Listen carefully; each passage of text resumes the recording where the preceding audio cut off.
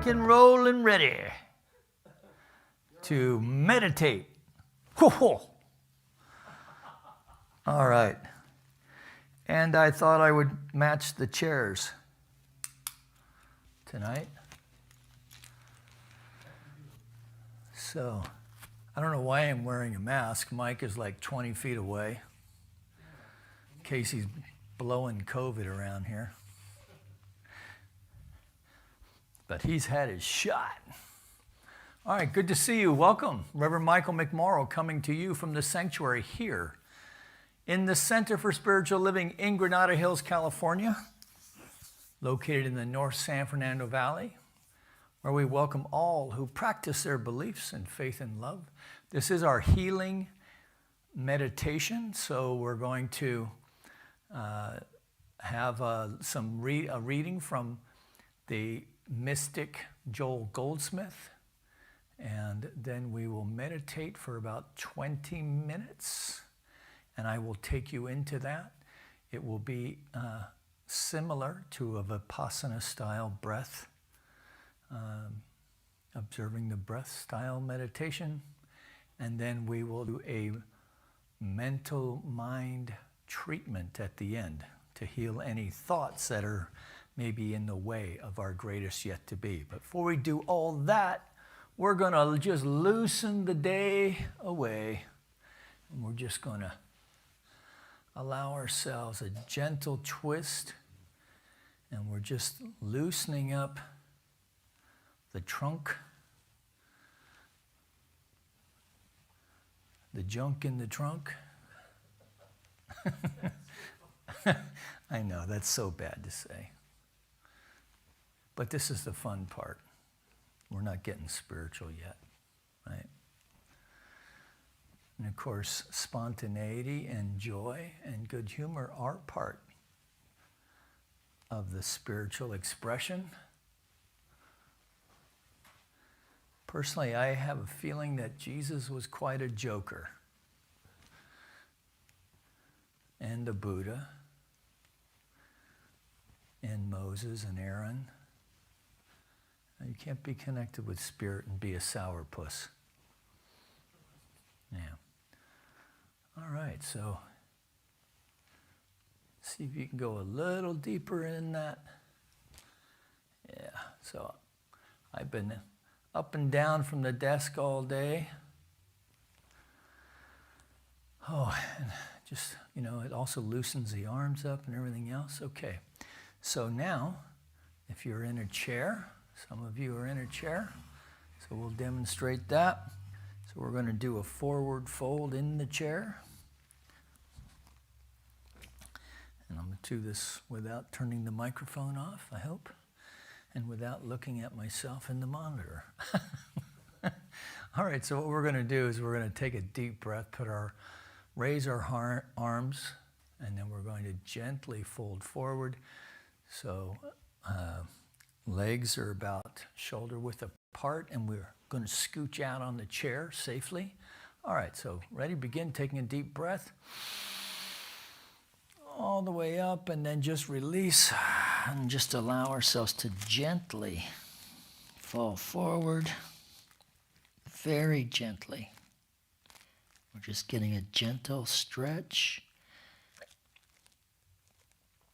Then we're going to tighten the belly and then lift ourselves up with a deep breath. And then exhale back down.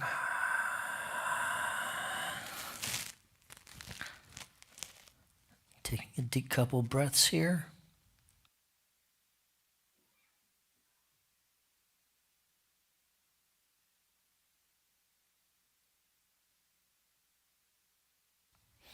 So it's good even to feel the ribs expanding, right? Even that is part of the stretch, okay?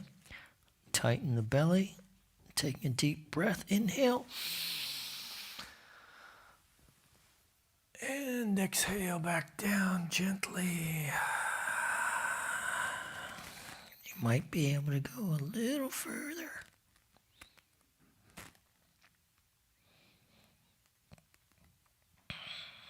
Okay, breathe. Tighten the belly, come on up. So for those of you who are standing, I'm going to use a chair. And exhale, forward fold. And I like using a chair with my knees bent. It helps me just to stretch the lower back very gently and safely. Tighten the belly, inhale up. And then exhale down.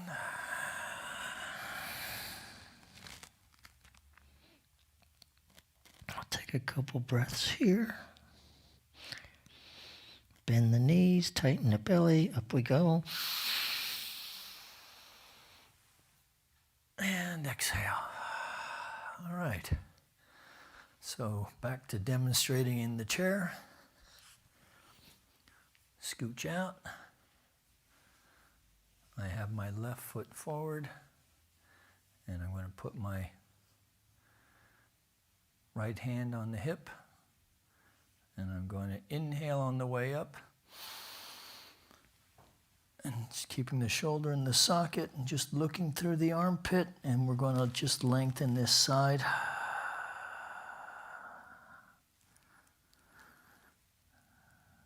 Okay, exhale down. Hand on the left hip, lower the right arm, taking a deep breath, up we go. Pay no attention to that man in the frame. The dishwasher was overflowing. Oh. With suds. Oh. Exhale. That's because somebody put dish soap in the dishwasher bottle. Yes, taking a deep breath. And looking through the armpit. Lengthening that side. Exhale.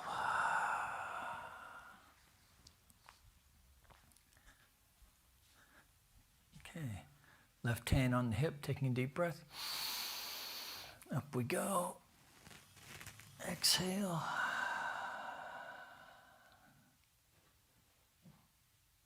Exhale down. All right. And we'll just little twist again. So, you've probably done this at home where you put the wrong soap in the dishwasher. Is it a big mess in there now or just a little bit? Just a little bit. That's good. I don't want to be here till 10 o'clock swabbing the decks. Something told me when I put that soap in there, Mike, that doesn't look right. All right. So, good. So you might feel a little warmth in there. I needed that. I was a little tight in there tonight. All right, so as we head over to the cushion, Mike is going to give you a lovely scene from County Kilkenny in beautiful Ireland. Magical place with magical people.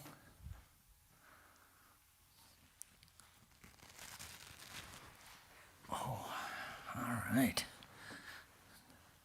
So here we are.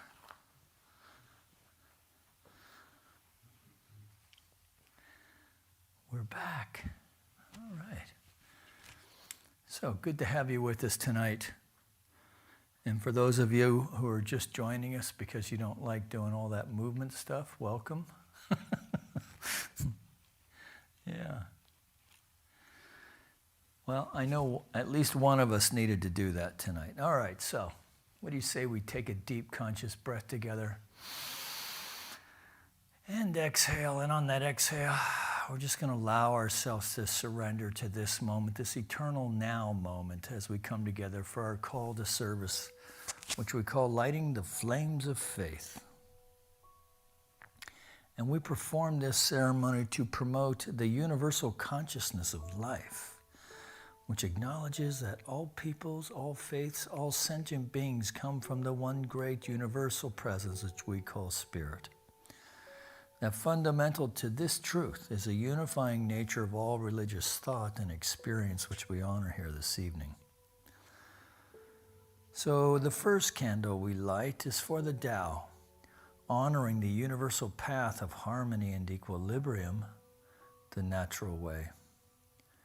We light the second candle for shamanic traditions, honoring the beliefs and practices of all indigenous peoples, the way of primal spirituality.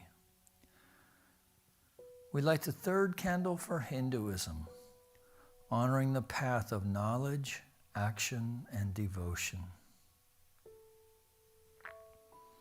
The fourth candle we light for Judaism, honoring the ethical path of living by sacred law. The fifth candle we light for all forms of Buddhism, honoring the Four Noble Truths and the path of compassion. The sixth candle we light for all forms of Christianity, honoring the Christ consciousness as the path of love. We light the seventh candle for all forms of Islam, honoring the path of submission to the will of God as the highest calling. The eighth candle we light for the universalistic religion of Baha'i, honoring the path of unity and peace. The ninth candle we light for all forms of new thought, honoring the metaphysical path of mental healing through the practice of universal spiritual principles. And the 10th candle we light for all those who are as yet unaware of the power and presence of Spirit in their lives, and for the space we hold for them here at this center, within our online community, and within our own hearts. And as we light the healing candle, please put silently or speak aloud into the light the names of anyone you wish to have experienced the healing flame of God's eternal love. So just remembering Reverend Emma Branham. I'm thankful, so grateful. I'm one with the Spirit all around me. I'm thankful, so grateful. I trust in God. I surrender, I surrender. I'm one with the Spirit all around me. I surrender, I surrender. I trust in God.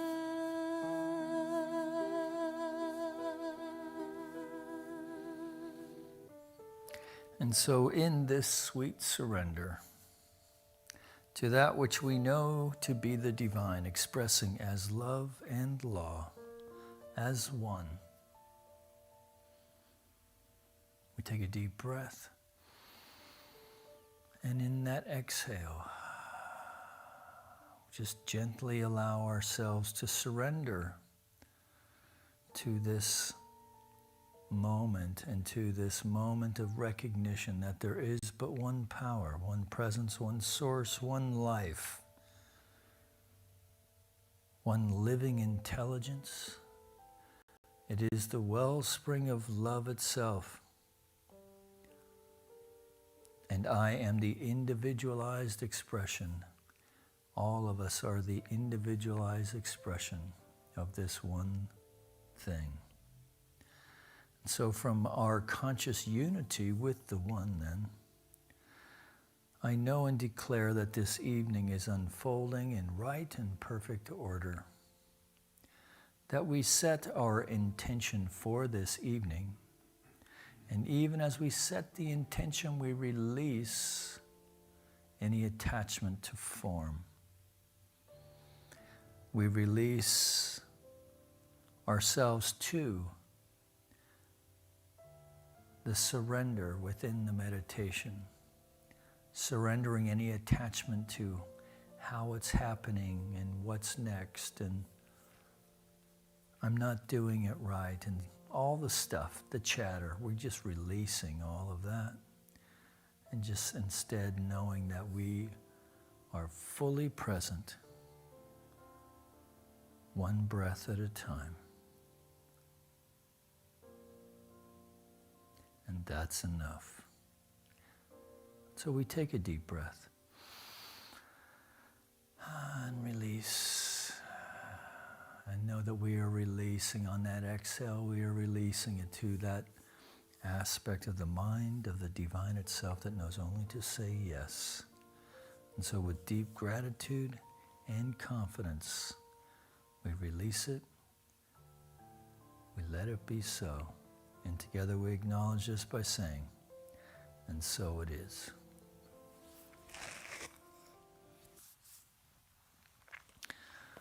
All right, so we're continuing to work a page at a time through the infinite way with Joel Goldsmith. And there's a lot of deepage going on here. Whole lot of deepage going on. So remember, we're speaking to spiritual illumination. We're still in that particular chapter. And the last paragraph we left off on, Goldsmith tells us that spiritual illumination may be attained by living constantly in the consciousness of the presence of perfection, by the continual translation of the visible picture into the reality. Every incident, so he goes on, every incident of our daily experience offers fresh opportunities to use our spiritual understanding, and each use of the spiritual faculties results in greater spiritual perception, which in turn reveals more and more of the light of truth. So he quotes Paul here when he says, "Pray without ceasing, and ye shall know the truth, and the truth shall make you free." Translate the pictures and incidents of daily existence into the new tongue, the language of spirit, and consciousness will expand until translation occurs without even taking thought. It becomes a habitual state of consciousness, a constant awareness of truth. Only in this wise can we find our lives unfolding harmoniously from the center of our being without taking conscious thought.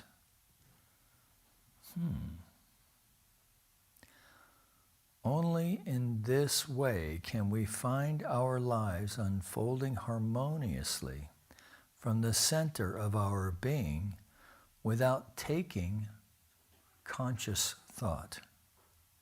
Instead of our existence being a continual round of demonstrations, it becomes the natural, harmonious, and joyous unfolding of good. Instead of repeated efforts to make good come to us, our every good unfolds to view from the depths of our own being, without conscious effort, either physical or mental. We are no longer dependent on person or circumstance, nor even our personal effort. We are no longer dependent on person or circumstance, nor even on our personal effort. Spiritual illumination enables us to relax our personal efforts and rely more on divinity unfolding and revealing itself to you and to me. And so the next chapter is entitled The Christ, but I think we'll leave off here tonight, because I have something to share. So I realize that I have actually been saying this for some time. So, in religious science, we do a thing called mental treatment, because we understand that in order to move off of, that it is our thought that creates our reality. And so if we are wanting to experience more of life, then a change in thought is what's needed. That this seed thought or spiritual prototype then, the focus and release of that so that it is subjectified, or to put it in psychological parlance, it gets anchored in the subconscious. Right? But as religious scientists, we know that we are anchoring in that universal subjective mind that knows only to produce an effect from that thought. So we choose a new thought. To choose a new thought, to focus on a new thought, to replace the thought that no longer serves us. And so this is a much deeper consideration, rather than just positive thinking and just smearing some positive thinking, right, over an unchanged consciousness. Instead, we work on shifting our consciousness, so then the glazing, the sweetness then is a changed life. Because when we just do that positive thinking glazing, right, so it's like taking a rotten apple and dipping it into the caramel, trying to make a candied apple. So it looks good, and then you take a bite into it, and it's like, oof, gnarly. So, now in religious science, we use the material world as our laboratory, because we understand that a trained mind is far more powerful than an untrained mind. And so we prove this, we prove the existence of the divine acting as the law of its own being by speaking our word into it, speaking this changed thought, this new thought into it, and then allowing with full expectancy its demonstration to take place. Then we get the demonstration, our faith in this creative process then is strengthened, and then we get a little more confident each time. And then we keep playing with this thing called the law through mental treatment. And then one of these times we're going to get a treatment that just blows our mind, right? And we go, holy cow, this stuff really does work. And then our confidence clicks up just that much more, because our faith has become stronger. And as we do this as a matter of practice, we find, as Joel says, that we become aware that we are no longer even really consciously treating per se, but we do have an awareness that our life is being supplied, that our thought, that our actions seem to be intuitively guided, and that we have a sense that things are always working out for me. And man, this is just a very sweet place to live in, because we're no longer getting knotted up over the things when we don't get our way, and we are joyous when things present themselves that support us in sweet ways. So this can be, it might be something as simple as, let's say we're wanting to refinance a home or something, and it goes easily and effortless, or a car, say. But it could just be something as simple as making a new friend in the checkout line.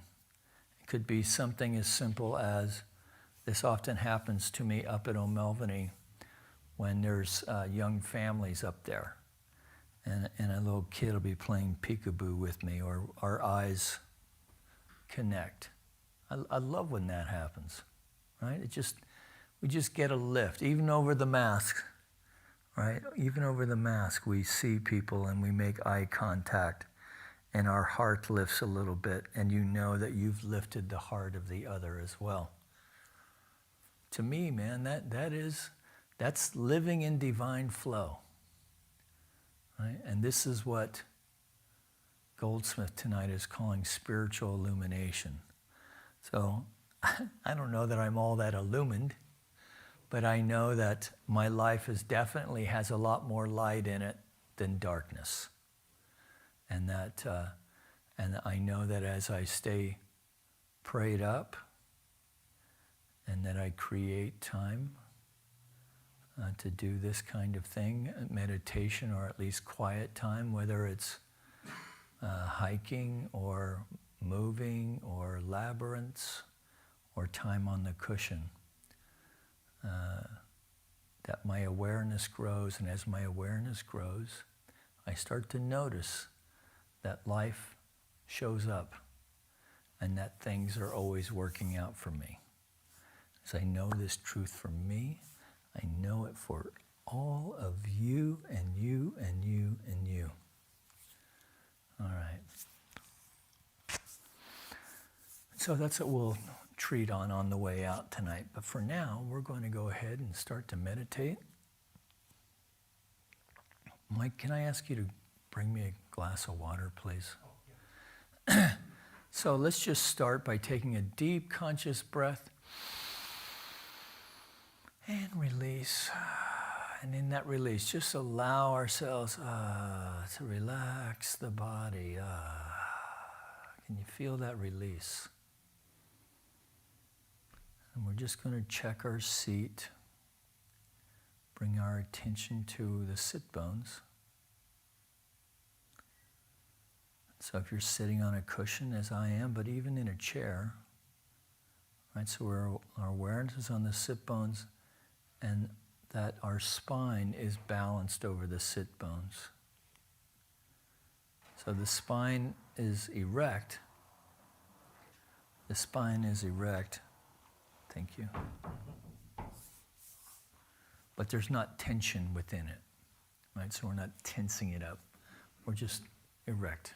Good posture, right? And then our 14-pound head, right? Our head weighs 14 pounds. Can you believe that? So it's balanced over the spine. And then we have a nice anchored seat from which to focus our attention. So taking a deep breath, and we release.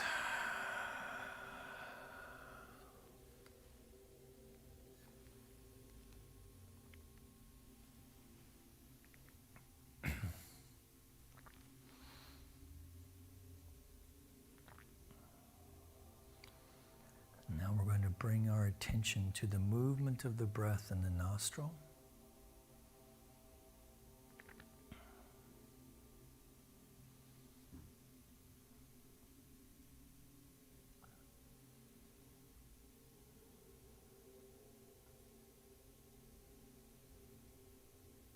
So just bring our awareness as we're allowing the mind to settle. That there are probably 7 or 8 people meditating with you right now.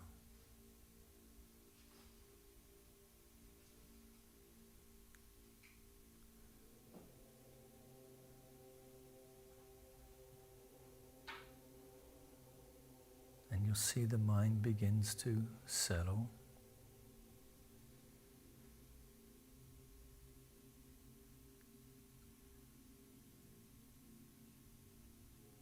So So bringing your attention to the exhale,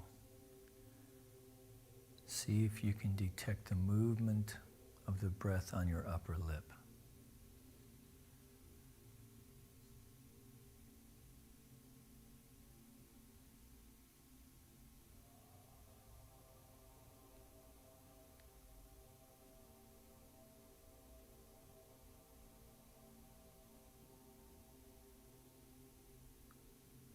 Rise and follow the breath easily and effortlessly.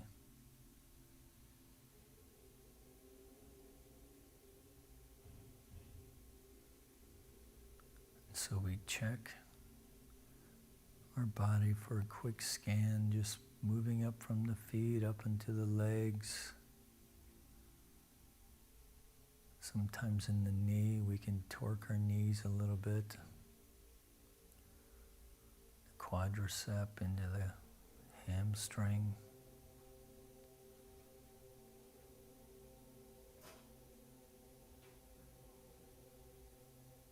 Into the sit bones.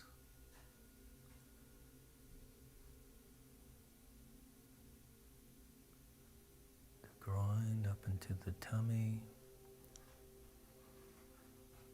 And that's just a very easy rise and fall in the tummy.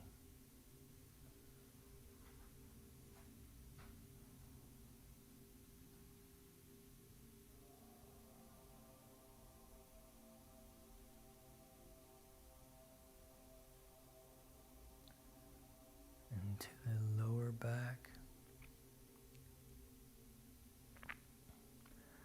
So sometimes we can feel tension there, particularly in a chair, so you can just tuck your tailbone in a little bit and release that.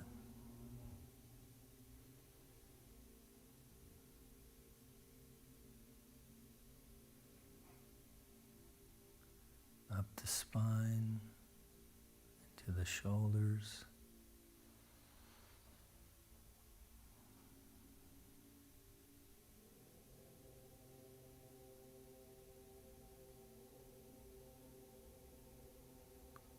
Following the breath.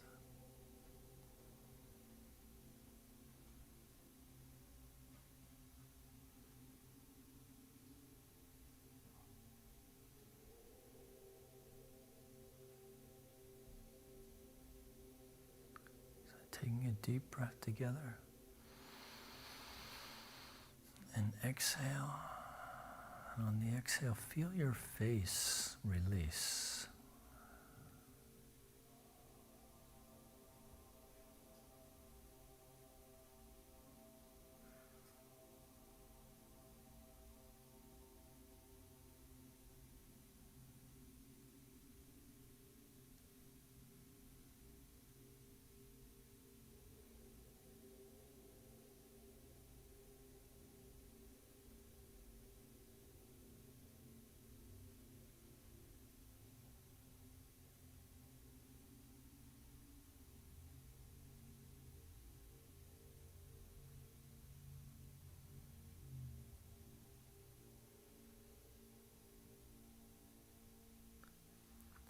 So we're bringing our attention to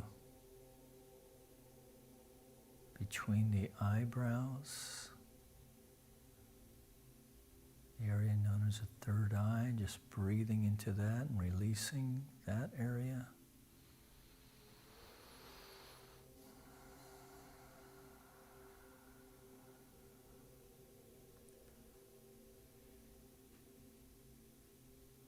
Bringing our attention to the crown of the head.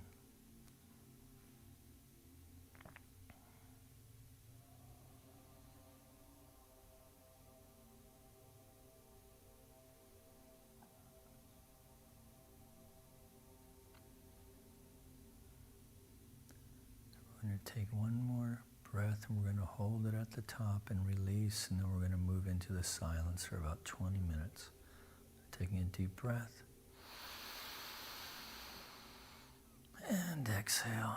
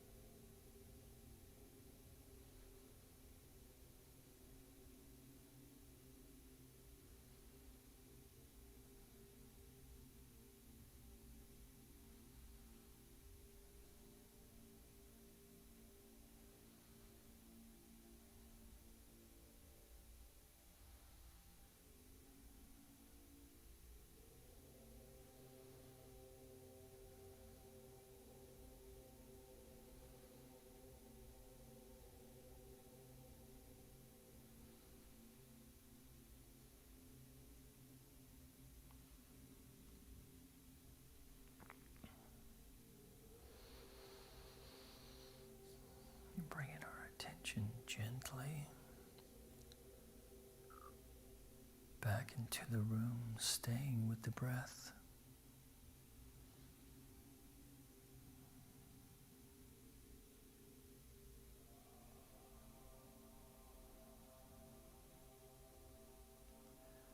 Imagine with me there is,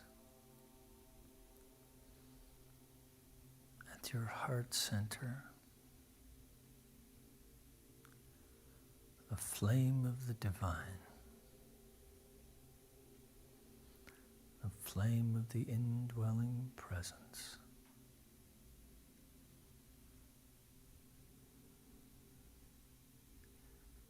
And as we know that there is no spot where the divine is not, with each in-breath, we are breathing in the light of the divine.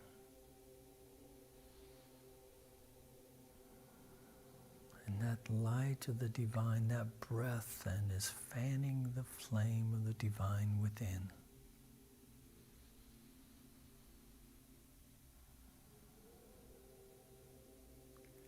That with each in-breath, this flame within grows in intensity and radiance.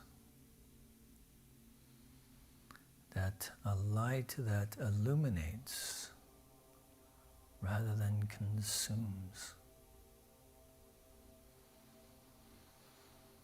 And so we breathe in the light of the divine, fanning this flame, allowing this flame to grow into a ball of light.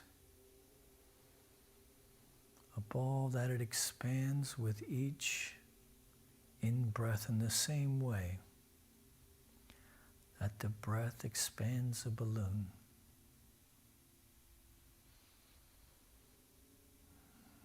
So we breathe in light,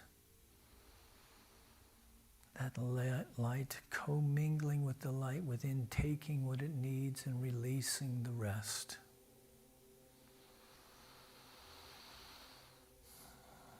So we breathe in light and exhale love.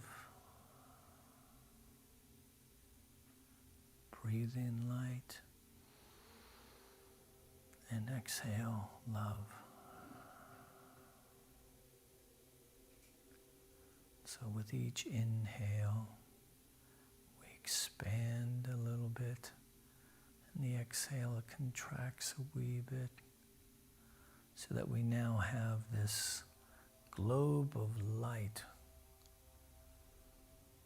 that has grown top to bottom, side to side, front to back. It extends beyond our torso now. Staying with the breath,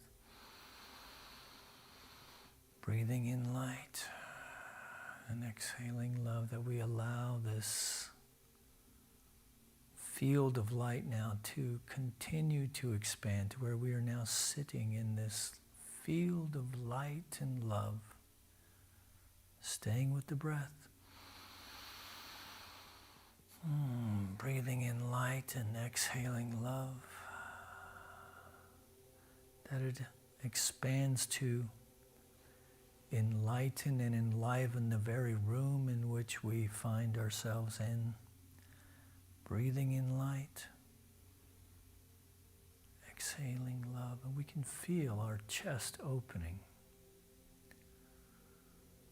and connecting with those who are joining with us in this meditation moment. We breathe in light, we exhale love, and so we are joined now in this field of light and love.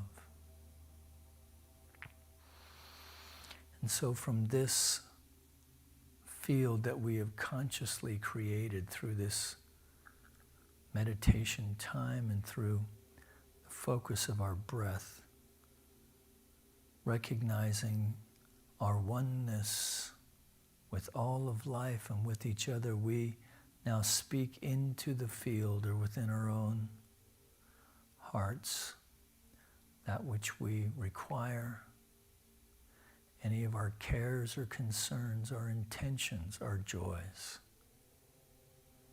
We bring them forward now in mind. We take a deep breath and release. We're just releasing this intention now into this field of light and love as we know together that there is but one power, one presence, one source, one life. One living intelligence. It is the wellspring of love itself. That we are one with it.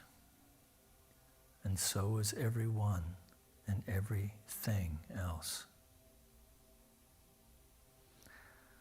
And so through the power of our word, as we recognize the power of our word, that our word has spiritual authority, for it is impressing itself upon the very mind of the divine itself in this moment. Taking a deep breath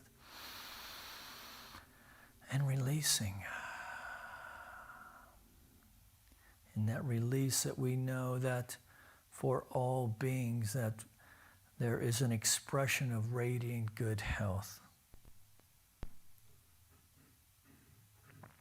That we know for those who are preparing to transition from this world to the next, that it is through a recognition of the eternality of the soul, and that they easily and effortlessly shuffle off the mortal coil to return to the light of the One.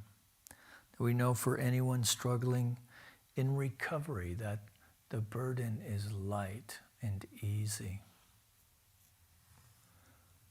That this notion of one day at a time, that all we have is today, and in this day lies all the freedom that we're ever going to have, because it's always today.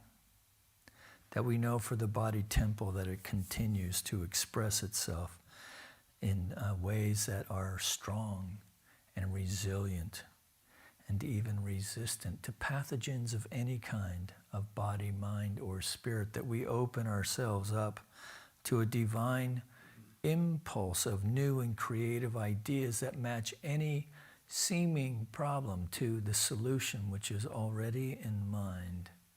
That we open our hearts now to ways of being and expressing more courageously love itself, without attachment to outcome or receptivity, that we just allow ourselves to be that divine conduit of love itself in friendship, in our businesses, in our relationships.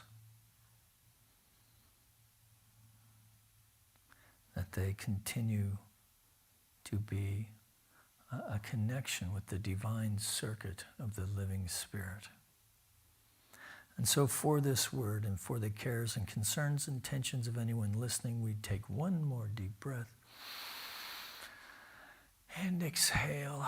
And in that exhale is the release now to that aspect of the mind of the divine itself, expressing as unconditional love that knows only to say yes as the law of its own being, which is infinite. So we release it now with deep gratitude and confidence, knowing it is done, knowing it is so. And together we acknowledge this by saying, and so it is. Amen.